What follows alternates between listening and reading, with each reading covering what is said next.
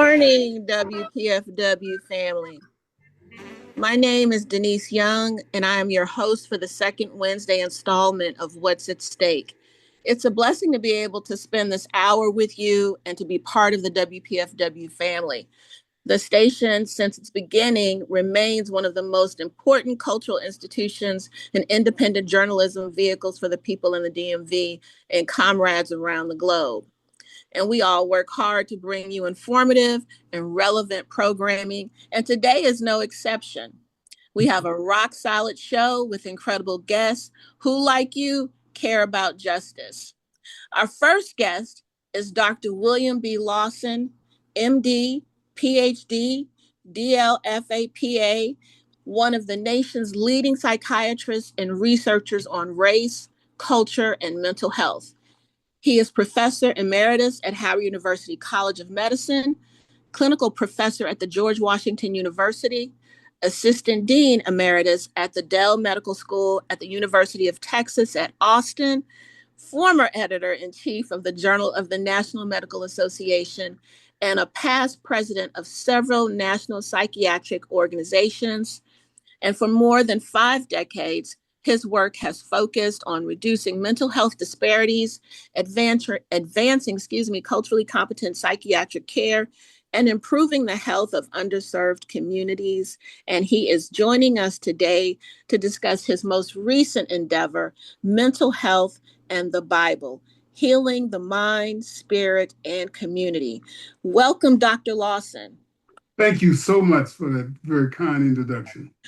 I have to almost catch my breath. That's so much. Oh my goodness, such a story, such a accomplished body of work and commitment to your community. Thank you for joining us. So let's get right into it. Your booklet, which I did read, Mental Health and the Bible. Why did you decide to explore this path to amplify mental health? Because all too often we separate the mind, the body, and spiritual life. But all three are all in the same people, and they're all extremely important. All too often in our community, and I don't know if it's for a conspiracy or folks just didn't get around to check out the other part. We separate them, and as a result, we don't gain the benefits that they have for each other to make us a stronger people. So when we talk about this idea, so I love this what you're saying about not separating them, because I think that too often in community, excuse me, we aren't taught in this country to sort of think holistically, and that's very much, an African principle. That's a very much African, and for lack of a better word, ideology. But we have veered away from it. And as you mentioned, using your words, we don't benefit from, those things working in concert.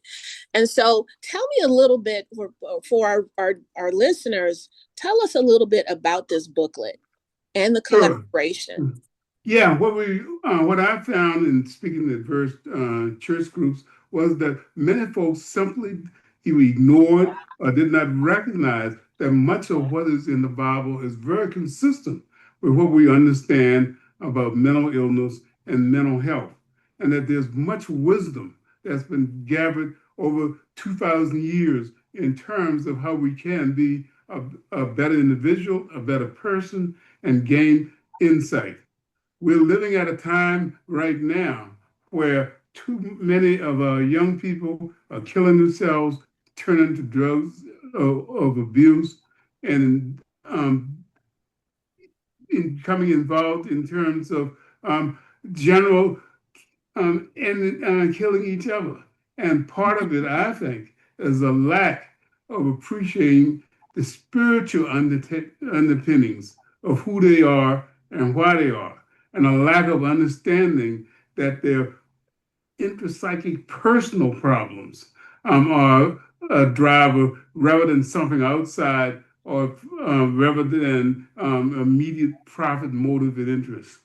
Right. I hope that this book can refocus folks to look inward, to look at the church, and to look at the providers of mental health services and the knowledge we've gained in the last couple of decades in terms of understanding the mind and how it impacts the rest of us.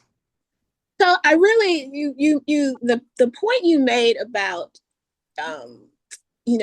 being able to go to the Bible and how that there is wisdom there, that there is consistency in how mental health is viewed in terms of and combining the mental health, spiritual health, physical health. So when we think about how we haven't sort of recognized that in a Christian context or a church context. I'll stick with Christian because this is the title of your book is Mental Health and the Bible.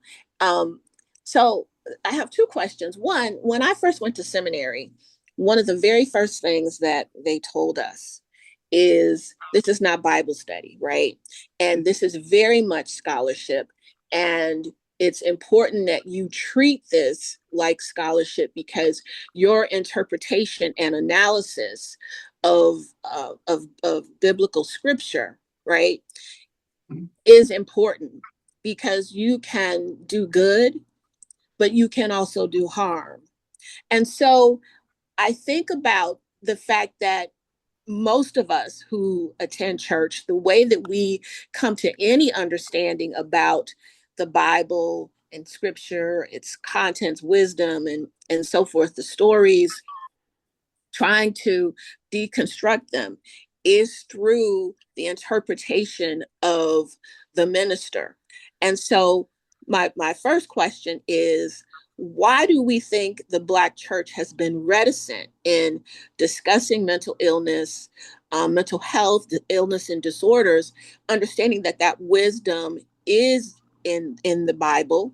And what does it say about sort of our, sort of painting a broad brushstroke, the training of our pastors and ministers in this capacity to be able to share interpretation, to help and guide congregations around issues relative to mental health and mental well-being.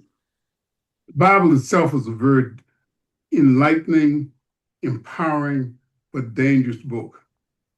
And historically, it's been recognized as such. During slavery times, there were two messages. One was that African Americans didn't have brains or minds. We were automatons designed to work. But the other point was that I think the slaves wanted to use the Bible and religion to have folks stop focusing on the here and now and focus on the later on, and also ignore the need to develop and improve the community. And as a result, they came up with things such as the Slave Bible, which eliminated key points, including the focus on liberation and freedom and independence. So, unfortunately, that message has come today, and folks see the Bible as irrelevant to our everyday life.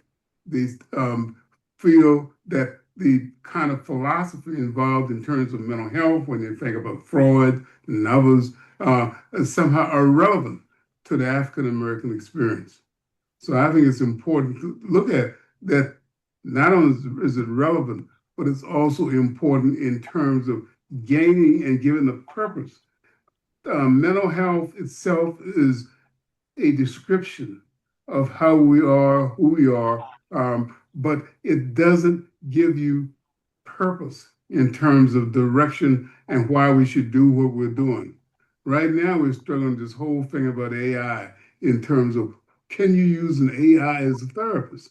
And what we find is that when you use AI or game playing and so forth, it may bring about transient improvement, but there's, as a colleague of mine says, there's no soul in it. Mm-hmm. And the soul part is what we have to add in order to give ourselves dignity and also meaning in terms of our lives. Yes, yes, yes. Has the Black community in general, and probably more specifically the Black church, have we felt or displayed, um, sort of a belief or demonstrated that somehow we think that mental health, mental illness, mental disorders are in competition with our faith? Do we see that? Is that a real thing that we are? Oh yeah, oh yeah. I've talked. Myself and another colleague, Dr. Free Lewis Hall, went to work with ministers to be able to show them, help them to reach out to the community to recognize certain kinds of problems as depression and so forth. And we've quickly found that a number of ministers felt that if you embrace mental health, therapy, and so forth, it's a rejection of the importance of prayer and spiritual awareness. They felt that it was a rejection of what the Bible had to offer and what the church had to offer. Rather than, and that's simple, rather than it's a rejection, because if you break your leg, sure, um, prayer helps in terms of while that leg is healing, but it's a good idea to get yourself a physician to put that cast on to do Right. it right. Yes. That is the same way in terms of many mental issues, mental problems. Um, this Bible is very clear in terms of recognizing that mental disorders exist. But a key message that repeatedly comes out in the Bible is that even if you have a severe mental illness, even if you're really sick, um, when healed, the person is then able to come back and seek spiritual support. Yes. Yes. Now I want to go back to your example about the broken leg, because I find it very interesting that clearly you have a broken leg or there's something physical. Yes, you go to a doctor and you have that fixed. What is it about mental health specifically that has us, um, operating in sort of this rejection or not placing the value or the importance or the criticality upon it to understand that yes, this needs attention? Is it that we don't think it's a real thing? Is it because it's not something that we can touch, that doesn't necessarily seem to have, exact parameters or boundaries? Like, what is it about mental health versus physical health that we have been so readily able to reject it or to overlook it as not needing support? Like my colleague Alton Stewart, former that first African American head of the American Psychiatric Association, always said, we got to get a checkup on the neck up. We need to remember that our mental health and mental needs are related to something called the brain. The brain is not something that's out in outer space or some alternative dimension or something like that. It's a real organ that has physical properties that respond to physical things, proper nutrition, exercise, as well as various kinds, as well as built in terms of various kinds of messenger system. I had the fortunate experience of being able to be involved in terms of some of the basic research showing how the brain is related to various kinds of mental disorders. And have you tried to use that to see if I can bring about some help and improvement with folks? The barrier sometimes is that folks don't want some of the physical treatments, the chemical treatments. And Yeah. I'd say if you have an alternative, use it. But the point is that the brain is affected by the physical world. It's not in the spiritual realm in and of itself any more than the rest of us is. Mm-hmm. That proper nutrition, proper diet, sometimes medication, as well as talking about our emotional needs, all come together. We talk about holistically. I think it's one way in which we're showing that we are in one body holistically with a spiritual connection that is tied to a power greater than ourselves. So that I, this idea, I love what you said, Dr. Lawson, about this brain is not in the spiritual world, like it is here. It is real. It's something that regardless of whether we can see it, like we understand that it is this living breathing organ that needs care, it needs attention, it and it is not separate from our physical in fact it is encased in this body, like all the rest of our organs. And so that also brings me to a question, sort of going back to this reticence and within the Black church. Now I understand, like in pastoral care, because I'm training to be a chaplain, like one of the things, the research that I've been looking at talks about how important it is, right, for people who are in these spaces, when you are in any capacity of pastoral care, that you need care, that you need your own uh, person, to a spiritual director. You need to make sure that you are caring for your mind, body, and spirit. And so I'm wondering, like, what is, and you, perhaps you don't have sort of concrete stats about this, but I'm also wondering, when we have church leadership who is not protected or safeguarded from what is happening in the world, the things that can contribute to or challenge our mental well-being, they are not safeguarded from that. They're human just like everyone else. Are there groups or associations, is there a movement of any kind that supports them or encourages our pastors, our Black church leadership, to be honoring and recognizing their own mental health? There are a number of groups that are trying to do that. In the past, there was frankly resistance. Part of it because African American pastors in particular were excluded, and African Americans were excluded from a number of professional organizations. Mm-hmm. African American physicians were excluded initially from the American Medical Association, which was why we went out and developed the National Medical Association. We found that the American Psychiatric Association was not responsive to African American needs, so we formed the Black Psychiatrists of America. And right now, fortunately, a number of things are coming together to see if we can actually change this. The president of the National Medical Association, Dr. Roger Mitchell, is himself a pastor. The medical director for DC, Department of Behavioral Health, is a pastor. And they see no conflict. And Yeah. there being physicians and psychiatrists and doing their professional work that's involved. But the sad part is that many of our pastors, many of our ministers take on the load of the emotional problems that they're dealing with in the congregations and do not have access to the technologies that we have to deal with some major problems in our community.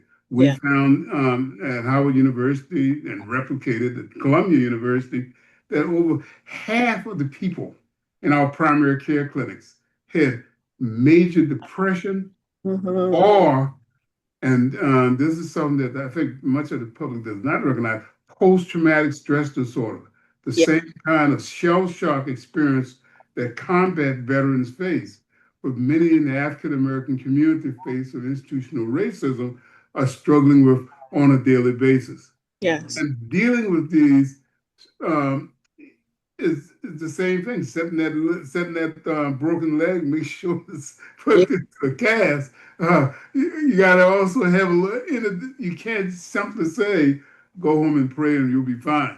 You Right. got to have some prayer, have some context and some meaning, so that the person know how to get some help, as well as see the relationship in terms of what a spiritual meaning will do to improve their health.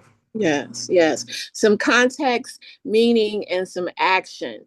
So, one of the things that I really loved about your booklet is sort of this use of plain language. Like, too often, people, of who are extremely learned and erudite, and scholars want to sound like scholars rather than just being scholarly. And I think there's a difference. Like, being scholarly means that you've done your research, you are very thoughtful and very connected to your purpose and mission and how you and so in being able to have that, be able to place it in the hands of the people who need it, right, is to me this idea of being scholarly. And so I love that there is plain language, that people do not have to go to the dictionary to look up words. Like, it's very accessible and very digestible. And so my final question, Dr. Lawson, is understanding that you created this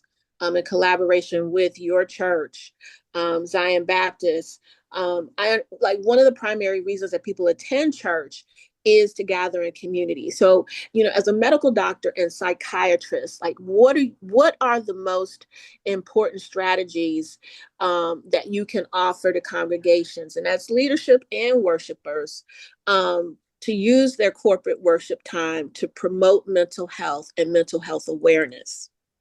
I think one of the messages come from looking at the ministry of Jesus, who Mhm. worked with not only with those who had emotional problems, but who worked with severely mentally ill and worked with them exactly the same way. Mhm. Church often becomes a community gathering place. It's very easy to want to have only the people that come to church, those that look like you, think like you, and make you feel comfortable. Mhm. But I think that our church has historically had an important role in terms of providing leadership to the community, foundation for where folks can go for services, and be able to understand what is actually going on, because I was raised in a small rural community in which, and I'm finding even some of our major cities, many folks simply have not had the educational opportunity to be able to, as the colleagues said, come up with these big words, what's actually going on. Right. The church can play an important role in terms of explaining to people and helping to gain some insight in terms of what folks are talking about when they talk about mental disorders, when they talk about spiritual insight, when they talk about what is going on that is relevant to them in terms of how the brain works and how we can use relationship skills and Mm. interpersonal insight and empowerment to be able to become more spiritually strengthened as well as personally and community strengthened. Dr. Lawson, thank you so much for joining us this morning. We so appreciate your May I insight. just add one more quick You point? absolutely may. Sure, I just want to know that I strongly encourage folks to get out there and read, because there's a tendency now to go online, watch YouTube and all that. There's a lot of written material that you can do. I have a book, African American Health, as well as the book Beyond the Epidemic, that do go into how these factors come together. And they are both available on Amazon. But encourage folks to go out there and read books, and you'll find that some of them may have insightful information for you. Again, Dr. Lawson, thank you very much for your words of wisdom. We so appreciate you joining us this morning. Thank you so much for giving me this opportunity. Absolutely. Our next guest is Dr. Denise Wright, clinical psychologist, author, including co-author of the Osiris Papers. She's a researcher, DC community activist, and HU alum. Welcome, Dr. Wright. Uh, Good morning. How are you? And I'm so glad to see my esteemed mentor, Dr. Lawson. Uh, I'm glad we were able to hear his words of wisdom. And it's so interesting how, as clinicians, we encounter and have similar perspectives on what's going on in mental health today. So, Dr. Wright, this is a burning question for me. I recently saw a discussion on social media that reported that the modalities that are used in treating Black folks and other racialized people were not developed with us in mind, not tested, explored, or reviewed with us. So my question is, what should we know about psychiatry as a discipline? Like, Well, because psychology and psychiatry. So, like Dr. Lawson is a medical doctor. Mhm, Yes, he trained in medical school. mhm, And then me, I have a PhD, which is mhm. a doctor of philosophy, which is, a research oriented degree. So there's a difference there. Or However, in terms maybe what I may probably misspoke. So, but in the discipline of psychology, Right. yeah. So this is across the board, be it psychiatry, Mhm, psychology, or your social work or mhm, whatever. A lot of the foundational aspects of clinical practice are, particularly in psychology, we see in psychology as well as psychiatry, is based on what you may call scientific racism. So one of the pillars of psychology was the investment of the denigration of African American people, because initially a lot of these things, a lot of the theories that were promoted by individuals who did not see people of African and African descent, as well as other melanated people, as being on par or inferior to people who were of European or white persuasion. So this is the founding of this was also, initially skewed and biased and didn't take into account these kinds of things. And even throughout the centuries, in terms of looking at the whole aspect of human behavior, this type of bias is consistently introduced throughout a lot of different disciplines. It's not just psychiatry and psychology, but it's also education. It's also, you see this whole thing in medical school with regard to healthcare. It's across the spectrum. Law enforcement, it's across the spectrum. So looking at all these things, and from specifically from psychology in and of itself, there was emergence of not only religious beliefs but also anthropology that tried to legitimize this whole aspect of the theories. And throughout the 1800s and the 1900s, we find that looking at African Americans and Africans and and people of African descent as objects, where they were, this whole obsession around how black are you?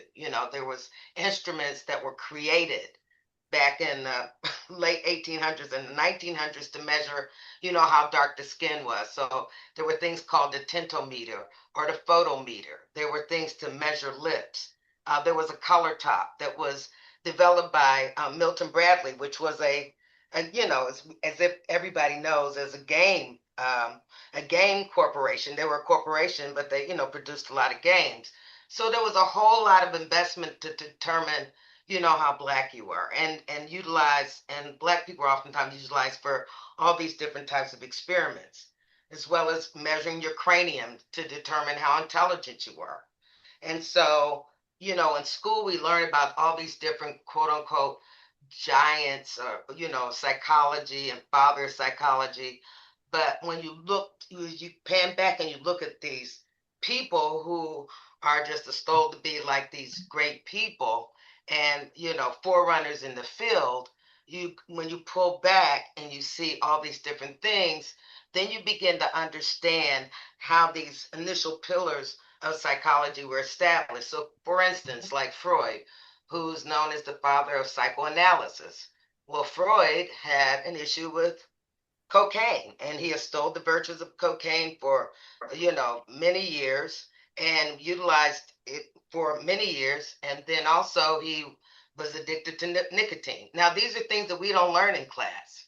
Right. These are things that we don't see. Yeah. Let's take a break here and then we'll come back. You are Okay. listening you are listening to WPFW, and we will take a break for community announcements, our social justice calendar. July 6, 2020. July 6.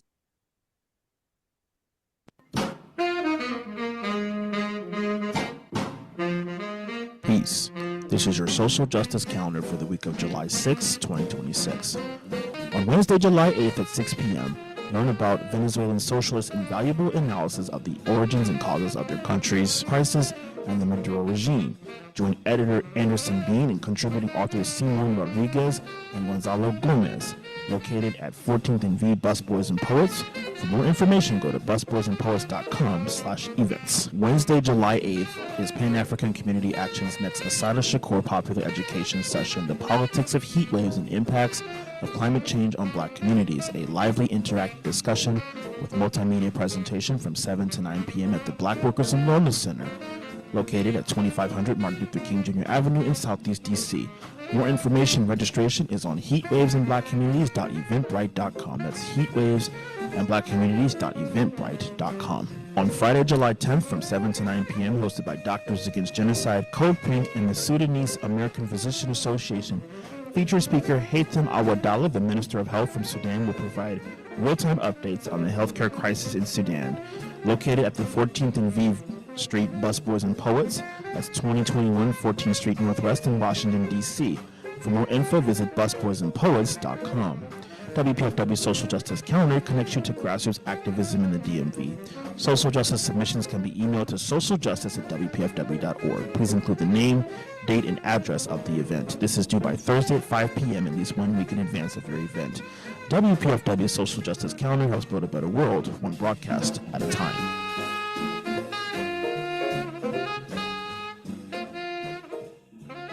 Welcome back to WPFW, and I'm Denise Young, and you're listening to What's at Stake.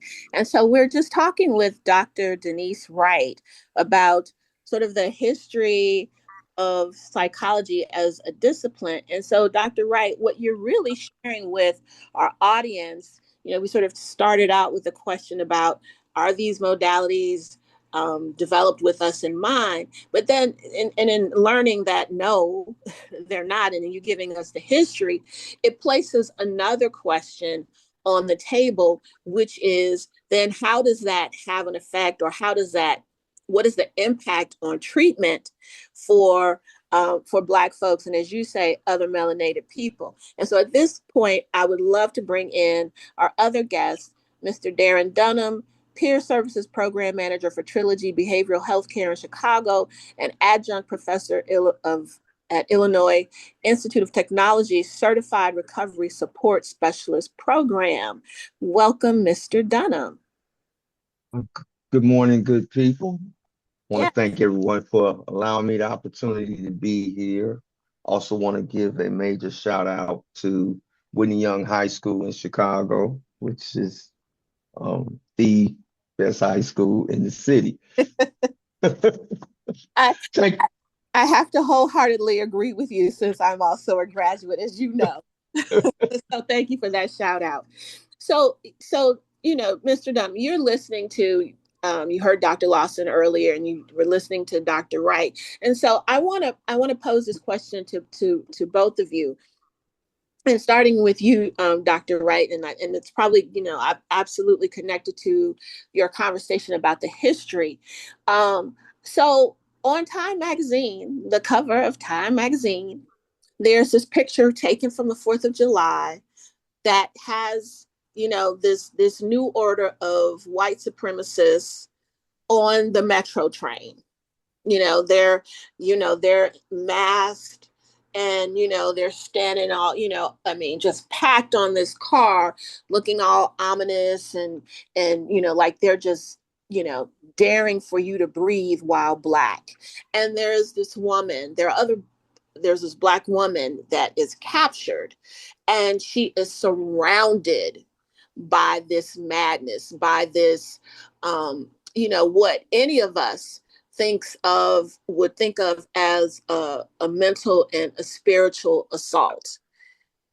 How are we supposed to be well how can we expect to be well in a society where the backdrop of our existence is anti-Blackness, imperialism, racism, and oppression?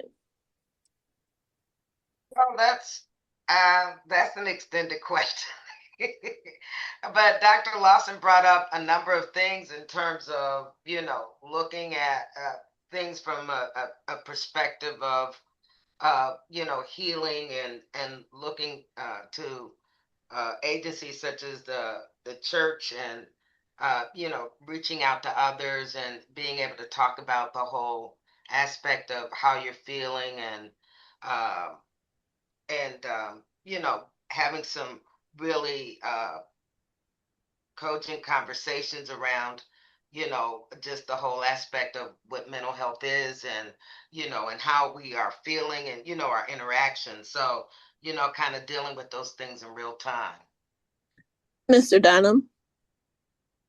Yes, one of the key issues that I'm seeing is the fact that there have been so many years of oppression and trauma inflicted upon our people that just create environments that are ripe for a lot of different issues that we face in our communities, crime, homelessness, mental health challenges, substance use challenges along those lines. And that there needs to be a more concerted effort of having conversations that speak to those issues, that talk about how much oppression we've been through and how we can begin to come together as a people and work on a healing process. So much as what Dr. Lawson spoke to and Dr. Wright as well, there's a lot of Eurocentric focus that keeps us from healing in ways that are spiritually connected for us as a culture. And those get ignored. And we have people trying to tell us how to heal instead of asking us what we need to heal. So I'm a firm believer in the mantra of not about us without us, and that if we begin to share more with each other, we'll have better outcomes. What is keeping us? I mean, mental health, for many years, for decades, mental health has been, even today in 2026, we are looking at AI. I mean, so like we there, there's so many things in terms of, science, technology, the way we think about things, innovations, etc. But within our community, mental health really still seems to feel like a nut that we just have not cracked. And there's still so much stigma, tied to it. Like what is that? Where does that come from?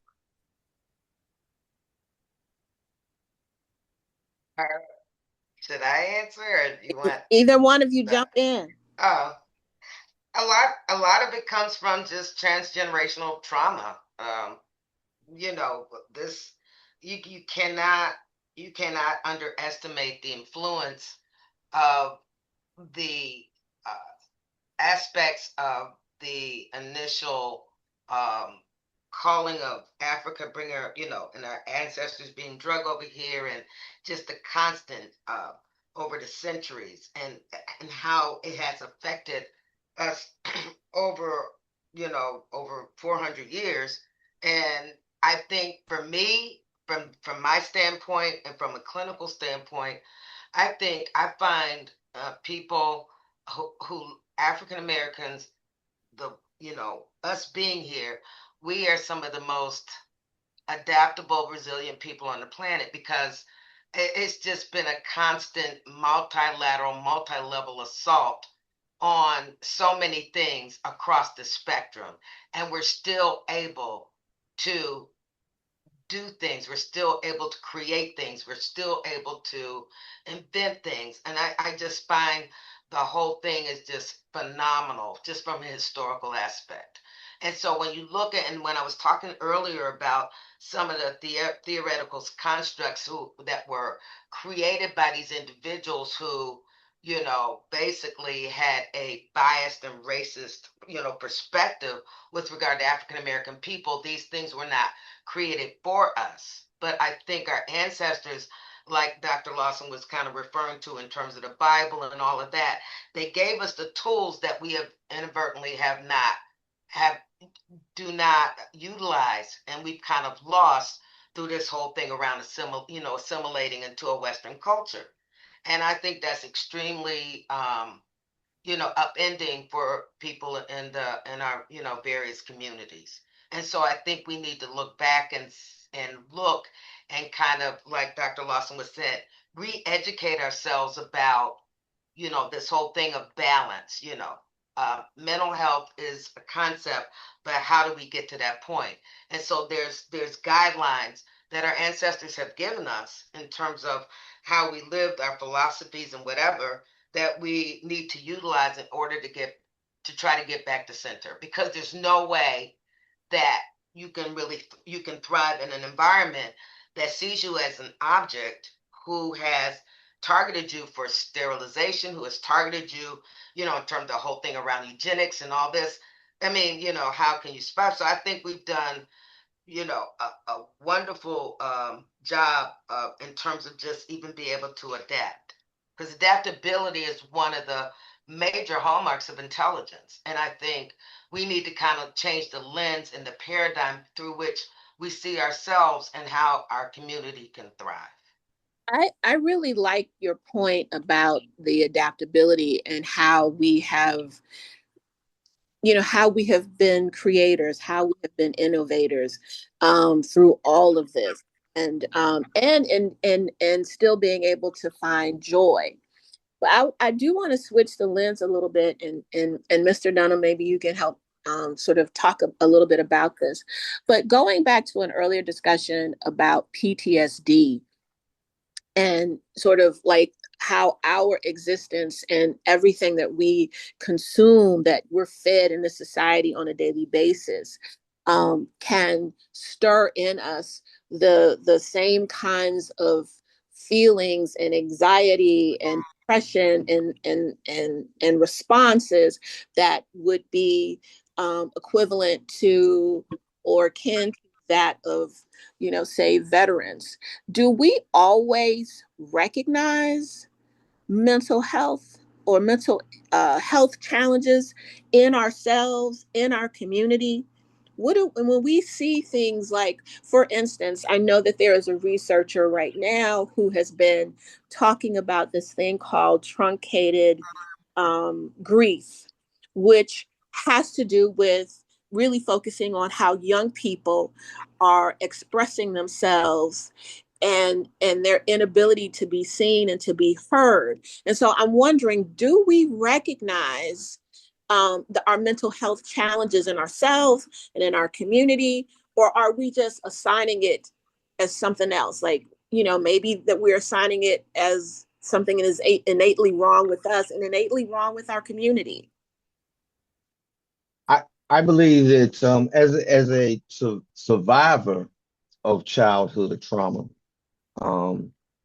I understand that a big issue that we face in our community has to do with the stigma that's associated with traumatic episodes. We were indoctrinated back into slavery of not being willing to talk about when we're having troubles.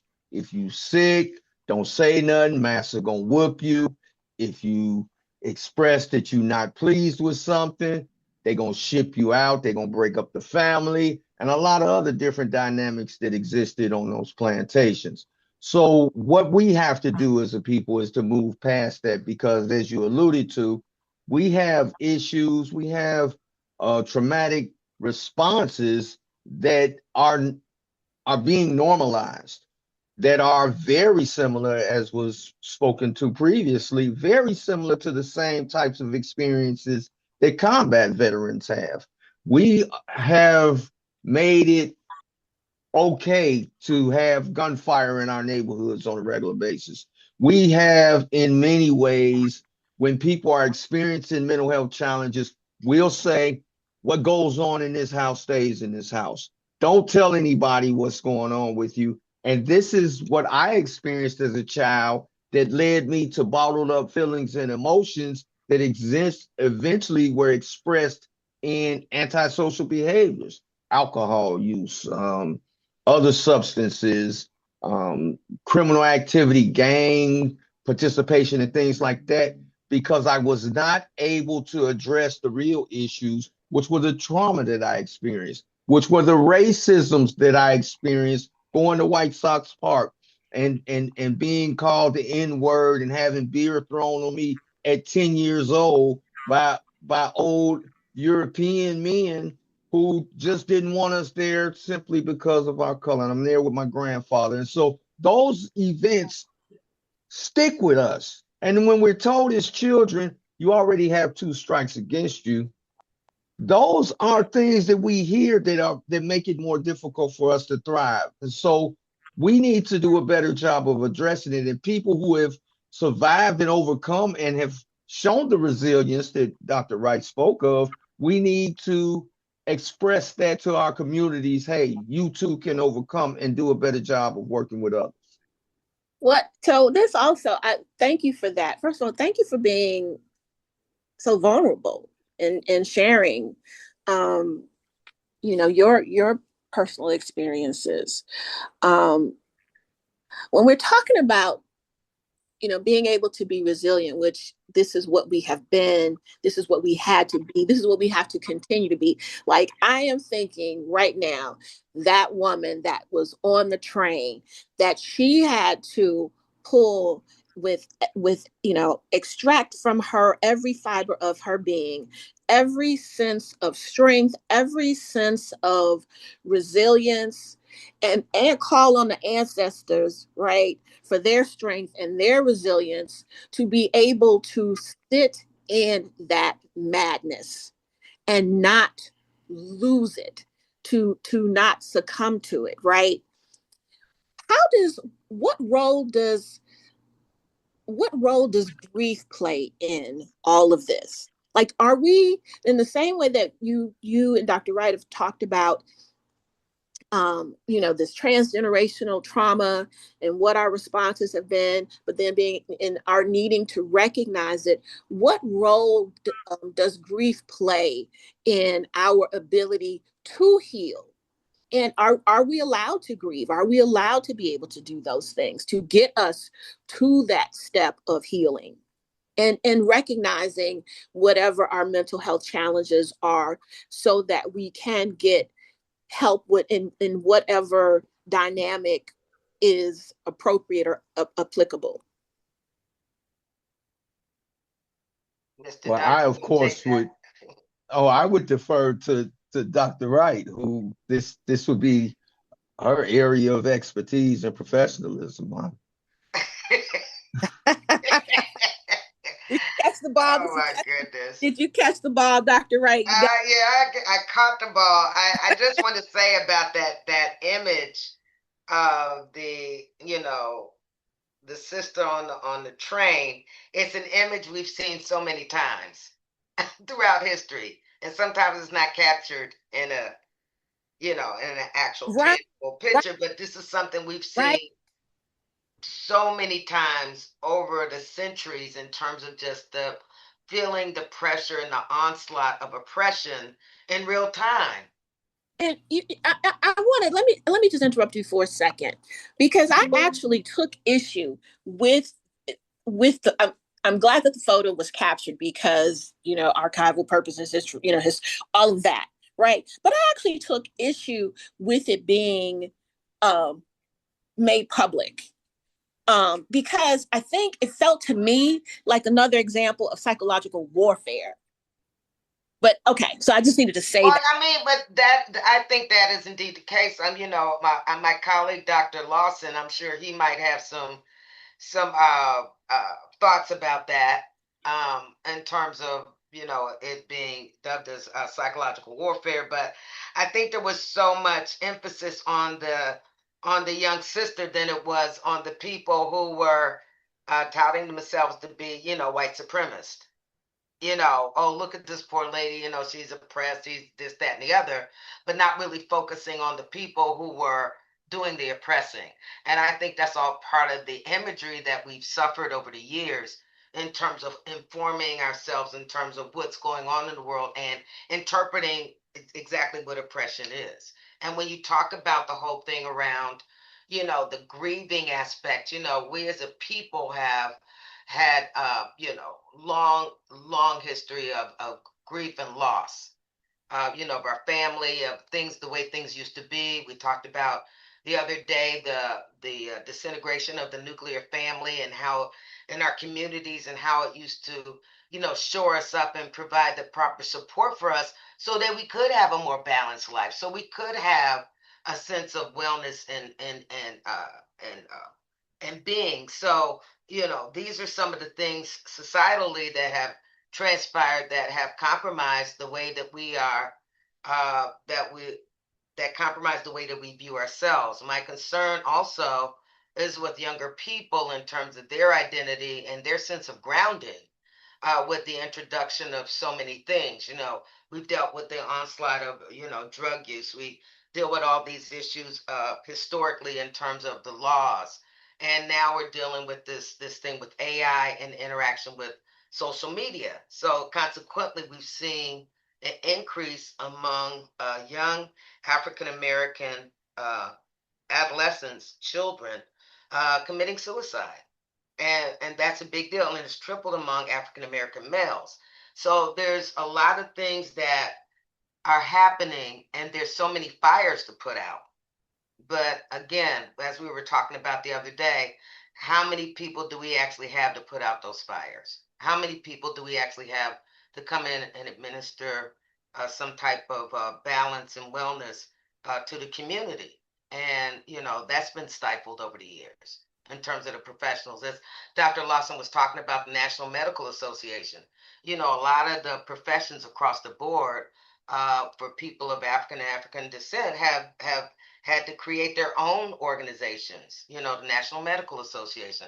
We have ABSide, the Black Psychological Association. We've had to do all these things in order to be able to address issues that are pertinent and paramount to people in the African American community. So it's a lot of things going on. Okay, we have about 3 minutes left. So I'm throwing the ball to both of you. So I need both of you to catch it. And so in a minute and a half, each of you, like, what are the things that you think? What is the most important thing that you want listeners and people in our community to do in terms of like actions that you can take in terms of mental health and wellness? Well, I would offer that the first and foremost is that a lot of the troubles we have is that we have become accustomed to blaming ourselves for our troubles. And that once we really can embrace the fact that these are not things that we've created for ourselves, but these are things that happen to us. Everything that we are struggling with today has been a result of a concerted effort to basically destroy Black people, period. And so when we understand that this is something that is being done to us and not something that we've necessarily put in place for ourselves, we'll begin to feel a sense of indignation and a need to rise up and to display that resilience and to fight back, much as the ancestors did, in whatever way is necessary for us to do that.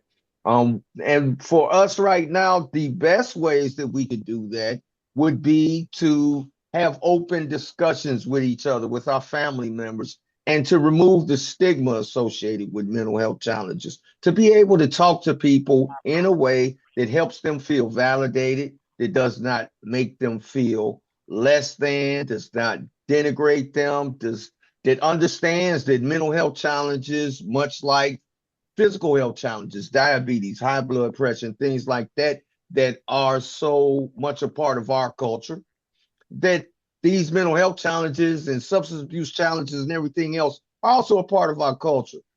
And they come from systemic designed moves that have been made by people who don't mean us well. So that's where I would start, is by having those conversations. And thank you again for having me here.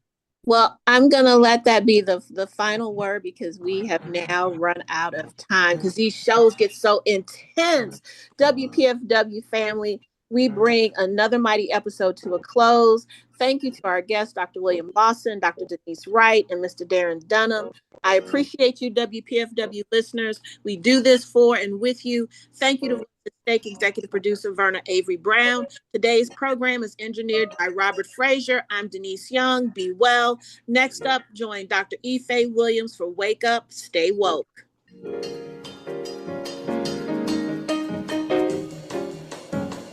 Thank you all. Goodbye.